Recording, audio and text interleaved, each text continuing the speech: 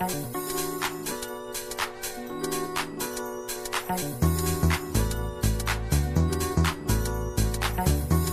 it a struggle? Yes, we have to realize our strengths and our weaknesses.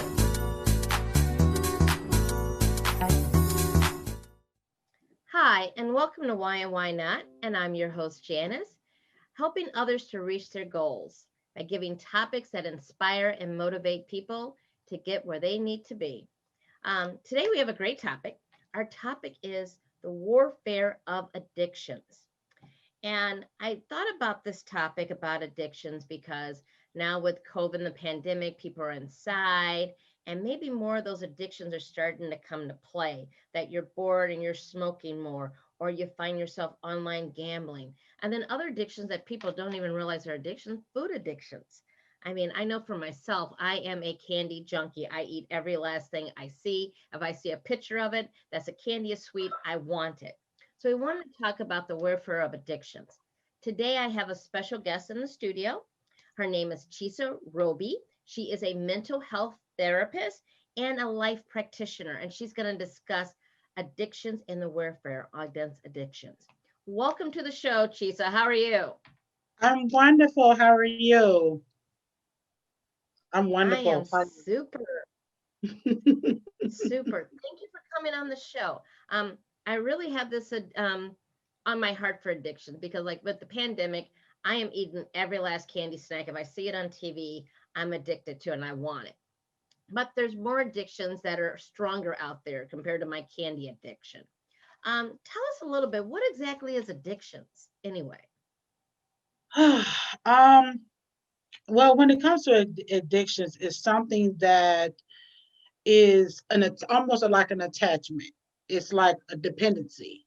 Um, for example, if you have someone on drugs and they may be going through something and they're trying to suppress what they're dealing with, and they take drugs, it begins to be a dependency, like a best friend, like a marriage. It's a Ooh, dependency, and it's like you got to have that next drug, or you got to have that next piece of candy, and so when it comes to addictions, it's a very, very, very strong thing, but it can be dealt with if we do things in the proper manner of coping mechanisms. oh, okay. Now, you are a mental health therapist and Yes. a life practitioner. Tell me a little bit about yourself and why did you get into it? Because you do deal with people with addictions. Yes, yes. It actually started over 10 years ago, where I was, a little bit younger, trying to figure out what I wanted to do. I graduated from Trinity International University, um, with my bachelor's in psychology. But at first, I started with Christian ministries. Mm. But it did a turn because I started to get really interested in why people do what they do. Like Okay. why do they behavior manifest the way it does? And so I said I'm going to be a life coach. So that's where it started. And so while I was going through my bachelor program, I started my own company called Embracing the New You. And so when I started that, everybody started coming. It was like, oh my God, it's like we could talk to you. And it was like, okay, is this a call, or am I commissioned to do this? And so it started to get even more interesting for me. So I changed my whole major, and I was like, okay, I'm going to do psychology. I'm going to do counseling. I'm going to do it. And so I graduated in 2016 with my bachelor's degree. So then it got a little bit more, I got a little bit more hungry for it. So I went and got my master's in psychology. I graduated from National Louis University in downtown Chicago. Okay. And so, Now, do you practice with people with addictions and yes, also I do. okay. Yes, yes, yes, I do. Now, And so dealing with those with addictions, mhm, there are different levels of addictions. It's not like, oh, I'm just addicted to candy and that's it. There are levels. For example, if you're addicted to sex, it's not because that you just have to have sex. There is a there's an urge. Mhm. Is it's like it's almost like I said, there has to be some type of comfort, and so they keep going back to that because that's what comforts them. The So comfort. it's bigger than just okay, I have a sex problem. It's I need to be comforted, and so they depend on that because that what makes them feel safe. If that makes sense. Right. Now, I was What reading online, like drugfree.org said 23.5 million people are addicted to drugs and alcohol. Then I found another site, addictioncenter.com, that said 21 million people have one addiction of some type, but only 10% are receiving treatment. Even if it's for drugs or alcohol or my candy addiction, eating addiction, sex addiction people have, only 10% of people are even going for treatment. Yes, yes, yes, yes. Now, when you say with the comfort of this, that people are looking for comfort, do you think they don't go for treatment because that comfort desire is just so strong, or they don't realize they actually have addiction? It depends. Some people feel like they don't want to go because they feel like nothing's wrong with them.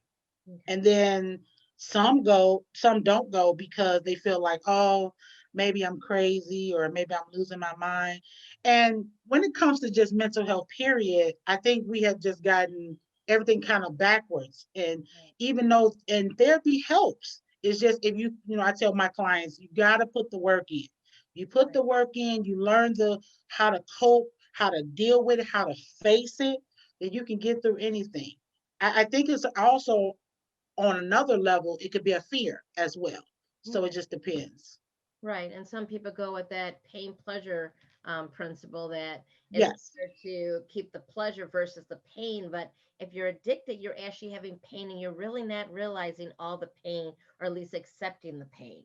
You exactly. that like for drugs, that instant, okay, I'm high for a moment, 1 or 2 minutes or an hour, and then it goes back down. I need to go get that high versus dealing with whatever pain I have in my life right now. Exactly. Exactly. Now you said Exactly. there's different levels. Now I know I'm not making fun of anyone about my candy addiction. I mean, I gotta have it, but there's people that gotta have those drugs. They gotta have the sex addiction. They gotta have the smoking. How do you refer to the levels? Is it just more of how your life is more incumbent by it, or how it's just altered by it more compared to something simple as I'm just going to grab a candy versus I need drugs and I can't work because I'm so addicted. Well, again, it actually depends on your emotions. A lot of times, I'll just use me for example. I am a terrible Pepsi drinker, and probably I'm working on that to remove that. However, it's something when you open that can and you Mm. hear that and then when you drink it, it's like, oh my God, and for that moment, whatever you're dealing with, you're not even thinking about it. You're like, I'm dealing with this. So Mhm. a lot of times we are centered, especially when it comes to trauma. When you're dealing with trauma, a lot of times people do not want to deal with that. They rather go get that drug or that candy or that partner because the trauma is so great, and sometimes they just cannot deal with it at that moment or even know how to deal with it. Now, do you think when it comes to addiction, it is more DNA, your personality is just your personality type is more lenient towards addiction? Or could it be some type of situation, like you said, that trauma hits and now I need comfort and that's my go to spot? I think it could be hereditary dependent. Mhm. Because when you think about addictive personality, it's more like becoming addicted to something, Mhm. whatever that something is. It becomes extremely when you're passionate about something Mhm. or obsessed with it. Right. So if, for example, if a young guy is infatuated with this young lady Mhm. and he begins to be stalking and all that. So when all that come in, he's obsessed with her because of her beauty or how she makes him feel at that moment. And Right. it's like nobody else will fit but her. Right. So and that's an obsession. You Right. gotta have it. You Mhm. gotta have it. Yeah. Because I know, like for people, Um, Even with COVID time and the pandemic, people are even getting addicted to television, and people don't think of that as addiction when you have to watch TV. I was reading somewhere that this guy was like almost obsessed with Netflix, that he was watching 8 to 10 hours a day of television. So do you think even with the pandemic and being inside away from people, it's feeding the addictions people are having? Is it making it worse possibly? Again, that also depends. We we tend to, as humans, Mhm. as people, kind of lean sometimes backwards. We, Okay. when it comes to Netflix and things like that, when the COVID first started, I was watching TV, and I'm a Netflix person too. But when it started getting to the point where my eyes is just glued to the TV, it's like, oh no. So my husband and I begin to start changing things, working out with the kids, and then that's another thing. The kids, they're frustrated, because they're glued to that computer for 8 hours. Mhm. And so we have to find other things to stay busy. So we make up our own games, we we run around, we exercise, just kind of get out of that watching TV because it can be addictive. But I think that if we learn how to be addictive in a positive way, Okay. things will be better. Like exercise, that is addictive, but we have to be careful because it can hurt you if there's some people that can't exercise for a long period of time Yep. because it would not be good for their health. Let alone someone that's trying to lose weight, they need to exercise to balance their hormones and body and things of that nature. Correct. Yeah. Now, what type of help is out there for people of any type of addiction? Drugs, smoking, even something as television watching or shopping. That's a big addiction. People now that we're inside a lot, or we're inside, people are shopping Amazon. They're shopping all the stores online and buying, buying, buying, buying, buying. So that's addiction also. What type of help do they have out there? I know they have like cognitive therapy. What type of treatments or help are out there for people with addictions? Well, they have quite a few. One in particular is called CBT, Mhm. which is cognitive behavior therapy, where Okay. we work on why you think what you think, Mhm. why you do what you do, and Mhm. what is the result of why you do it. Okay. Which is a lot of therapists use that therapy now because it works and it helps them to think Mhm. logically of why they do what they do. Another therapy is out there. They call it solution focused therapy. Yes. And what consists of that is if usually when you go to a therapist or a counselor, you go on to tell your problems all the time. This is my problem. This is my issue. Mhm.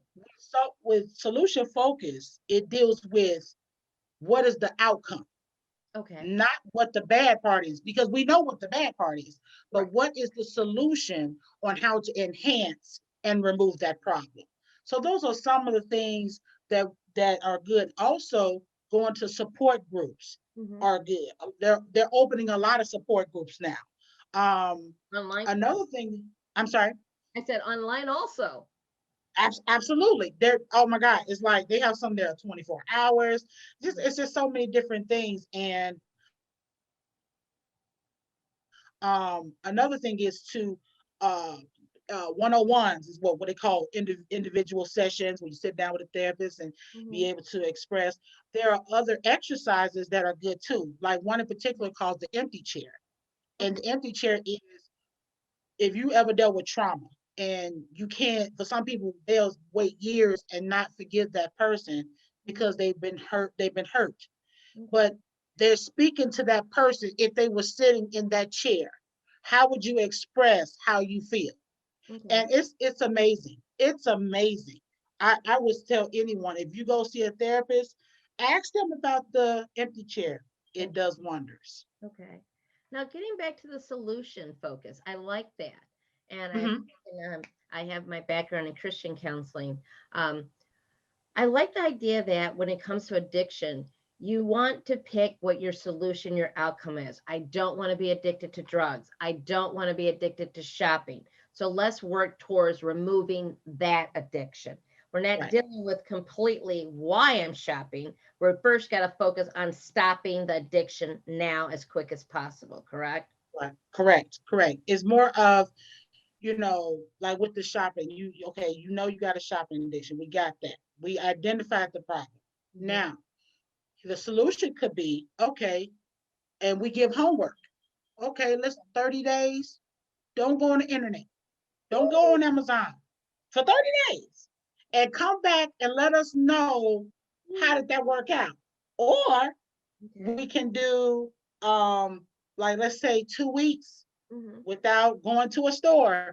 Don't go online, don't pick up your phone, turn the app off. Usually it's more easier said than done, Yeah, I but was gonna say, um I mean, me not buying some from Amazon or a store in a week.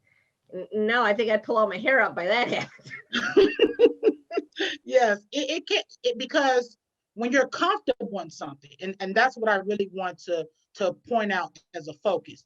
No matter what therapy you're doing, Mhm. if you have this dependency, it's difficult to come up out Right. of that dependency, if that makes sense. There's an uncomfortability, Right. right? So if you think about it, us women, we like to get our hair done, right? You Mhm. would never show what your hair really look like before you go to that beautician, right? Right. So there's uncomfortability, like, oh my God, people are gonna see my hair. Is it messed up? And it turns into an anxiety. However, if you learn that you're still beautiful inside and out, it won't bother you as much because okay, you're gonna get that hair done Right. right away. So it's a mind thing. It's definitely a mental thing. Now, when we go with the mental thing and spiritual thing, I want to talk about, are there Yes. any biblical references in the Bible about people that had addictions or families that displayed a spirit of addictions over them or obsessions? Well, one of the scriptures that come to mind to me is that where the Bible talks about, that it's not carnal what we deal with, but it's mighty through him, through the pulling down of strongholds, and that we can cast down every imagination, every high thing that exalts itself against the knowledge of God. I am a firm believer that if we put God as the center of whatever we're dealing with, that he will deliver.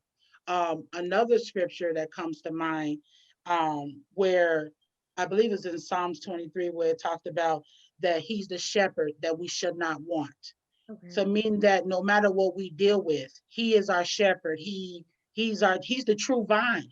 And that if we put our dependency, let's be addicted more to Jesus, right? And Right. so if we're more addictive to having a relationship with Jesus Christ, then he can help you with steps. He can help you how to recover. He can help you how to get through any type of darkness that you're dealing with. Okay.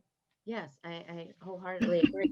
And I hope that people, they do not only go to counseling, but they also use the God and Bible verses to help strengthen them during their fight, because addictions is a warfare. This is a battle against something that is trying to and is taking over your life completely. And there's so many Yes, harm that can happen with it. Besides drugs with your physical body, shopping can hurt your credit card. I definitely know that. Now, yes, yes. you work with families. How do you help families deal with like a spouse that might have a sex porn addiction, or they might have addiction to shopping that, say, the wife or husband is spending every last dime they have? How do you help the spouse or the family members in those situations? Well, the first thing we deal with is, first of all, how we think. The Bible says that so as a man thinketh, so is he. So whatever you're thinking here is Mhm. how you gonna manifest here, right? So we first deal with, why do you shop so much? And so Mhm. once we identify why you do it, then we come up with coping mechanisms like, you know, not shop for a certain amount of time, or um, begin to, we even, there are even support groups for shopping, to not shop so much. Go to money management classes and learn how to be a good steward over your money, and look at your credit and see, we even pull up credit, right? And Right. let them see, right? Ooh, This is what you're doing to your credit. your credit. in your wallet, what's in it? Right. You know the example, the commercial back in the day, it was years ago, I was a kid, when they broke the egg and said, "This is your brain, All right. this is your credit report," right? This Mhm. is what you're doing. And so what we don't understand is that even though for that moment they're enjoying it, it can harm you. It can harm you from getting a home. It can harm you from having your own business. It can harm you. And at that time, you're not thinking that. You're thinking at that moment, I just want to shop. I Mhm. want to buy every color shoe that I could buy, but not knowing there's consequences. Right.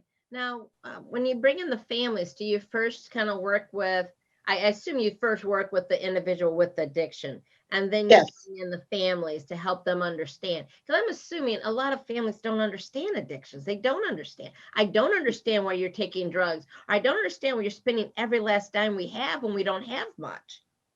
No, and that's the thing. And if I could be transparent for 2 seconds, coming from a dysfunctional family myself, my mother was on drugs for many years. And to see that, was very difficult for me as a kid, and in my mind, I'm like, well, why is she doing it?